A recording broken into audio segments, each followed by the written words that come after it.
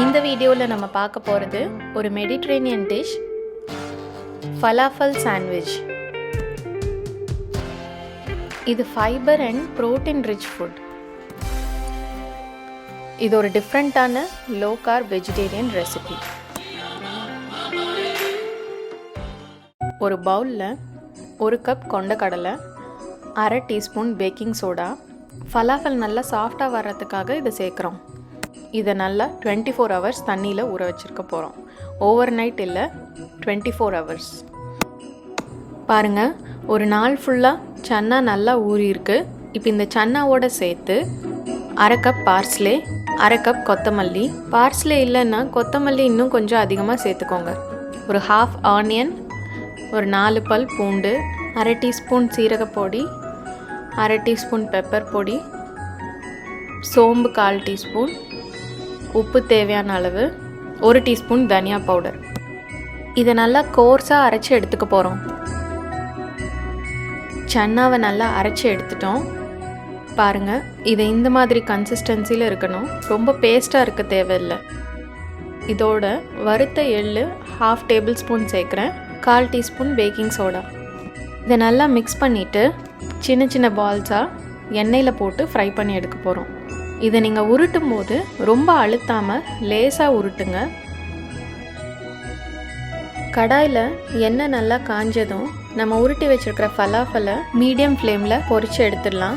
இப்போ நான் ஒரே ஒரு ஃபலாஃபல் மட்டும் ஃப்ரை பண்ணி எப்படி வருதுன்னு பார்த்துட்டு மற்றதை கொஞ்சம் கொஞ்சம் பேட்சஸாக ஃப்ரை பண்ணி எடுக்க போகிறேன். இதை நான் 3லேருந்து 4 நிமிஷம் வரைக்கும் ஃப்ரை பண்ணியிருக்கேன். பாருங்கள், இந்த மாதிரி நல்ல ப்ரௌன் கலரில் வரணும்.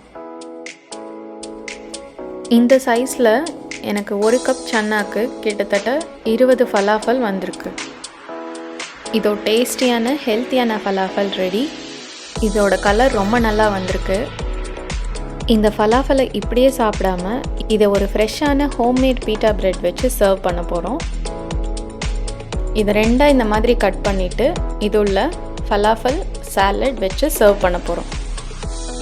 நான் இந்த சாலடுக்கு கொஞ்சம் வெள்ளரிக்காய், முட்டைக்கோஸ், வெங்காயம், கொத்தமல்லி, கொடமிளகா, தேவையான அளவு உப்பு, லெமன் ஜூஸ் சேர்த்து சாலட் பண்ணியிருக்கோம்.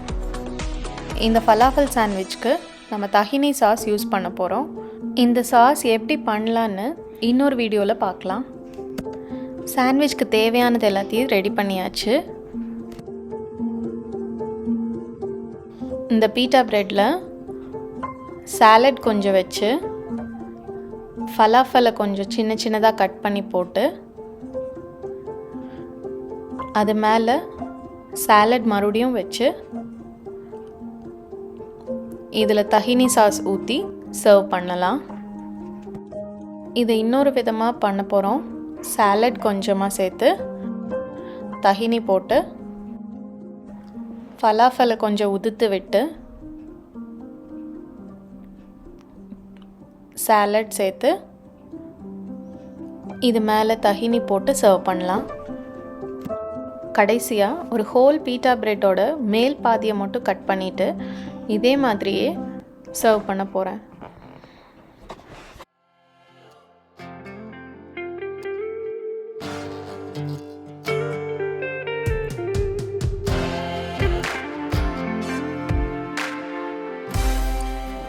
ஈஸியான ஹெல்த்தியான ஃபலாஃபல் சாண்ட்விச் எப்படி பண்ணுறதுன்னு பார்த்தோம். இதே மாதிரி இன்னொரு டிஃப்ரெண்ட் டிஷ்ஷோட நெக்ஸ்ட் வீடியோவில் உங்களை சந்திக்கிறேன். இந்த வீடியோ உங்களுக்கு பிடிச்சிருந்தா நம்ம சேனலுக்கு சப்ஸ்கிரைப் பண்ணுங்கள், உங்கள் ஃப்ரெண்ட்ஸ் அண்ட் ஃபேமிலிக்கு ஷேர் பண்ணுங்கள். தேங்க்யூ.